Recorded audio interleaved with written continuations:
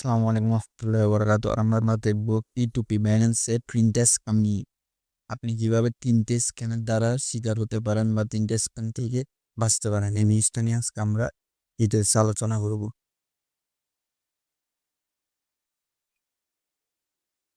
P2Pর মধ্যে যে সবথেকে বড় যে ৩টে স্ক্যাম হয়ে থাকে তার ভিতরে ৩ নম্বরটা খুব ডেঞ্জারাস এবং বিপজ্জনক। আপনি যদি একটু ভুল করেন তাহলে আপনার টাকাগুলো মেরে যেতে পারে। আর প্রথম যে ২টা আছে এটার ভিতরে নাম্বার 1 আমি বলতেছি। প্রথমে যখন আপনারা অ্যাকাউন্টটা ক্রিয়েট করেন তখন আপনারা অ্যাকাউন্টে কেওয়াইসি বা ভেরিফাইড না থাকার কারণে আপনি ফি টু ফিতে যদি ডলার ঢুকানো তারপর আপনার ডলারটা আসবে না। যেমন আমি আমার প্রোফাইলে গিয়ে দেখাইতেছি।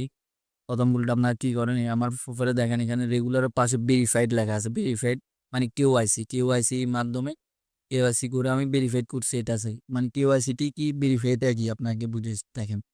আপনি যখন অ্যাকাউন্ট খুলেন নতুন তখন আপনাকে কেওয়াইসি একটা আসে, মানে NID card, passport, driving licence, এই ৩টার মাধ্যমে যে কোনো একটা মাধ্যমে আপনি অ্যাকাউন্টটা ভেরিফাই করার আগে তখন আপনি যখন আপনার যে কোনো একটা ডকুমেন্ট দিয়ে আপনি জিনিসটা ভেরিফাই করেন তখন অ্যাপ্রুভালে যায়।